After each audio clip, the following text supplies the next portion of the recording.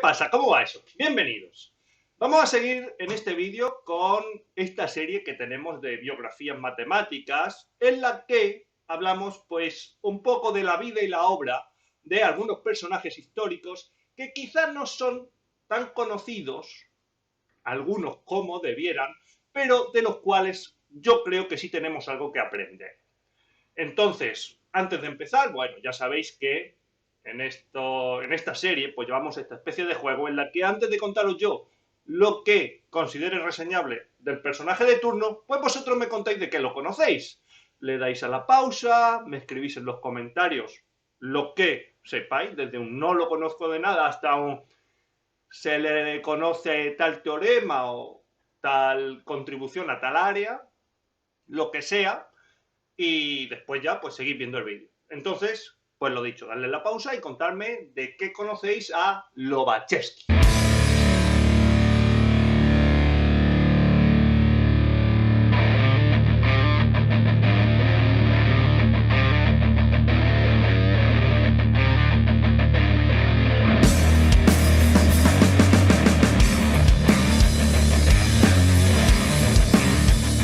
Venga, vamos a darle caña.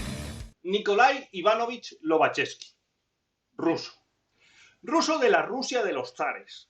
Estamos hablando de que nace en 1792, no sé si 92, 93, creo que 92. En 1792 ya los zares no se autoproclamaban zares, sino que se autollamaban emperadores, se cambiaron el nombre, pero vamos, que a efectos prácticos seguían siendo autócratas, absolutistas y los defensores de la ortodoxia rusa y la ortodoxia de la religión ortodoxa. Entonces, a efectos prácticos, zares.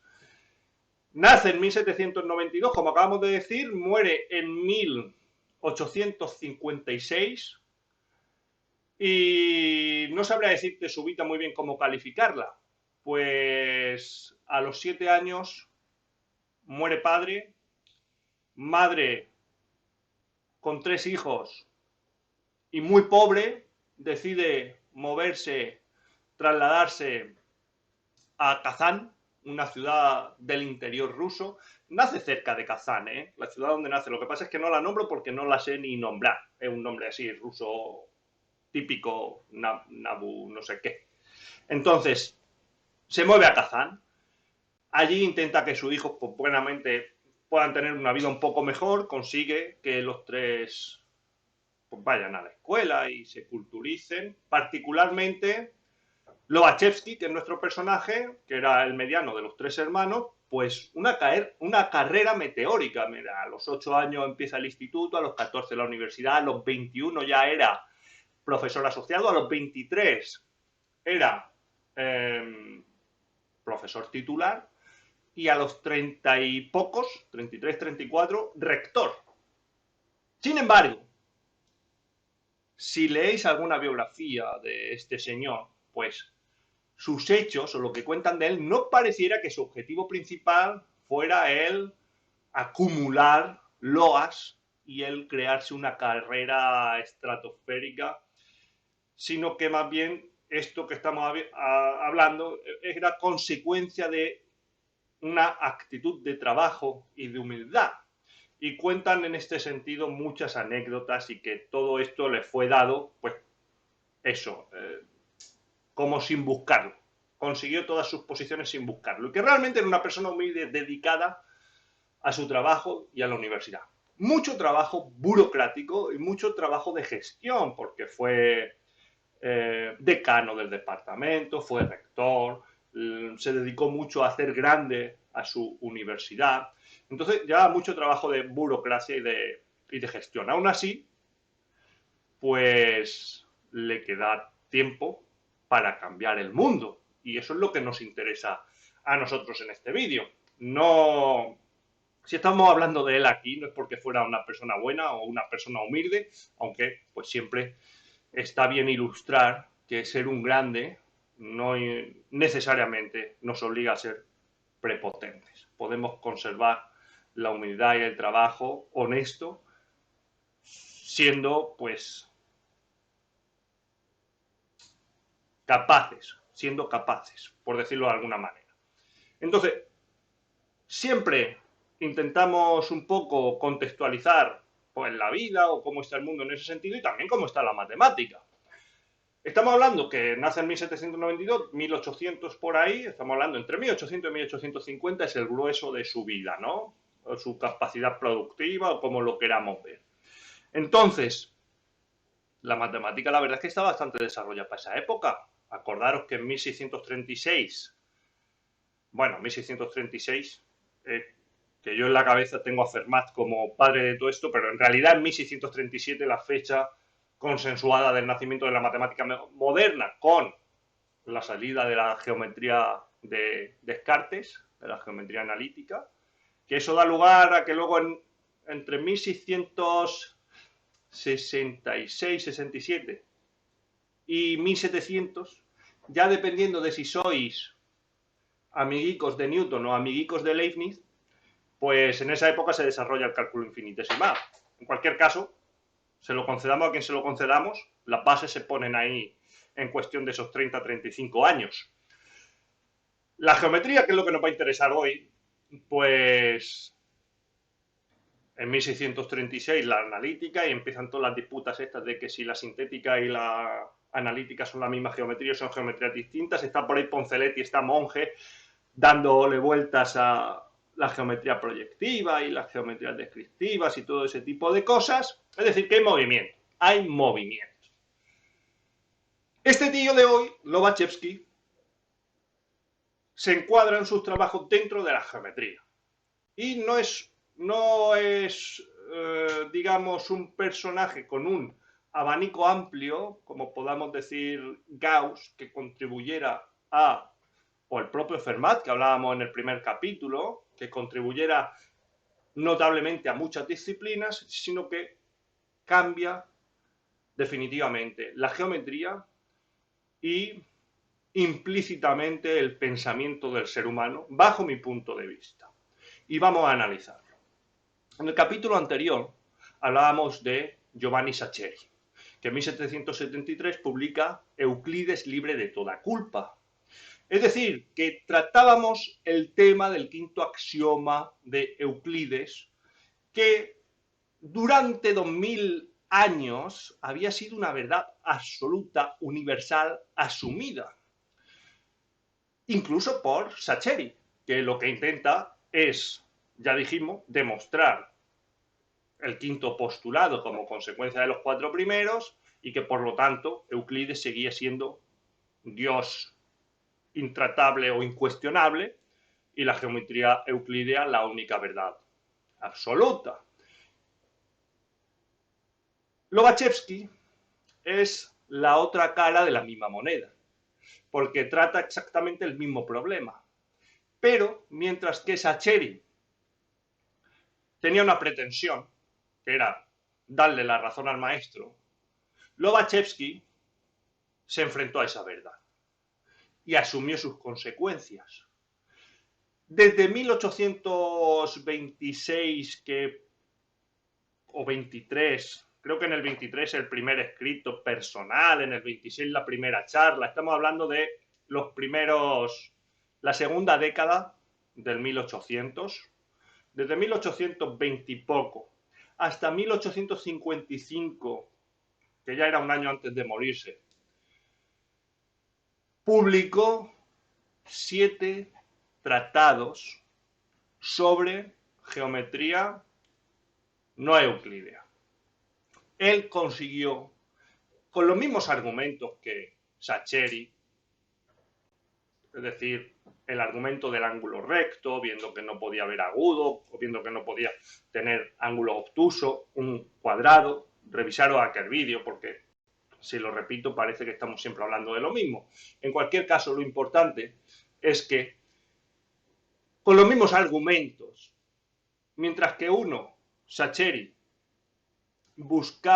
buscó la manera o el argumento que, incluso contradiciendo las evidencias, lo llevara a ese respeto supremo por la verdad asumida, por el axioma, Lobachevsky lo que hizo fue someterse a la evidencia e intentar convencer al mundo, intentar mostrarle al mundo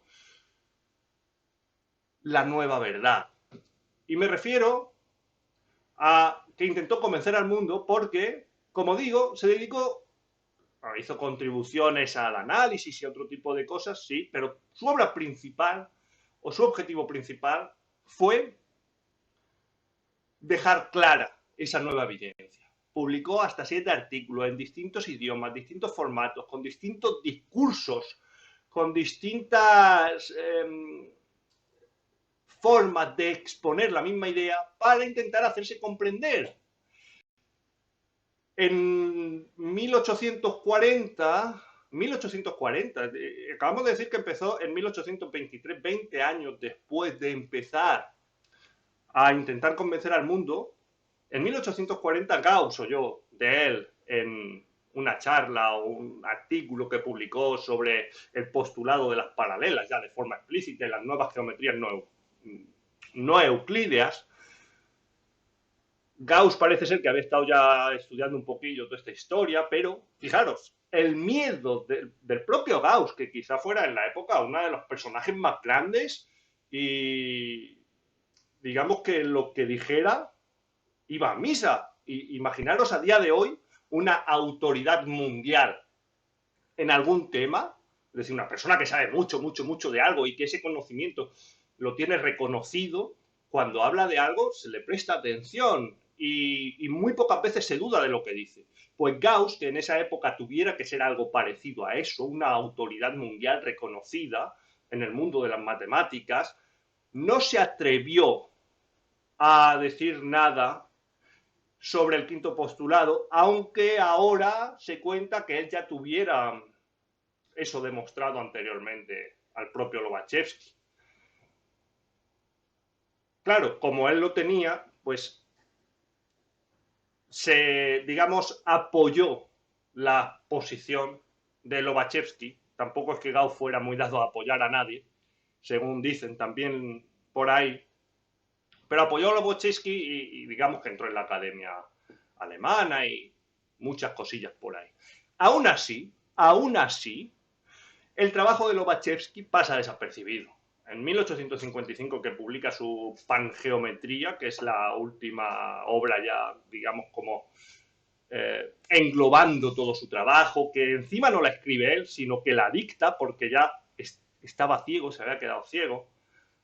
Y esa obra pasa desapercibida hasta que Riemann, en los cerca de 1870, la rescata. Riemann en 1854 ya hace su lectura, que es el nacimiento de eso, las nuevas geometrías, y hay una fecha ahí marcada en la lectura o en la defensa de Riemann para ganar su puesto para defender su tesis de acceso. En cualquier caso, pues yo no sé si sois capaces de percibir la magnitud de la obra de Lobachevsky. Para mí, la magnitud de esta obra, la capacidad de contradecir una verdad que ha sido asumida durante 2000 años, que nadie cuestiona, es muy probable que te tomen por loco, te está jugando como mínimo tu reputación. De hecho, fue tomado por loco mucho tiempo. De hecho, James Bolyai, que es otro matemático húngaro, que llegó a las mismas conclusiones de forma independiente, alrededor de 1830, 1800. Estamos hablando de cuando Lobachevsky empieza a publicar todas estas historias. Bolyai, ante las primeras críticas, ante los primeros desprecios, se retira, ya no quiere saber nada más de esto y deja al mundo que siga su curso, se deprime porque su extraordinario trabajo no ha sido aceptado o no ha sido convenientemente, ¿cómo te diría?, reconocido. Entonces, fijaros Bueno, iba a decir dos personajes, pero tenemos aquí tres personajes y tres actitudes. Tenemos a Sacheri, que es del otro vídeo, que, bueno, él quería demostrar lo que el maestro decía. Luego tenemos a Volay y Lobachevsky, que ambos ven la verdad, pero Volay, ante las primeras críticas, se rinde y Lobachevsky persiste. Y además persiste demostrando una verdad, demostrando o contradiciendo algo que había sido asumido como verdad absoluta durante más de 2000 años. Ahí cambia el mundo. No solo la geometría. No solo la geometría deja de ser euclídea y tenemos la generalización de las geometrías con la hiperbólica de Lobachevsky y luego toda la riemanniana, que gracias a la riemanniana vamos a tener todas estas teorías de Einstein sobre la relatividad, sino que cambia el mundo porque le concede al ser humano el derecho a dudar del axioma, a contradecir el axioma. Y podríamos poner ejemplos. La ley de la causalidad era otra ley asumida, es decir, que toda consecuencia tiene una causa, asumida desde la física clásica, desde la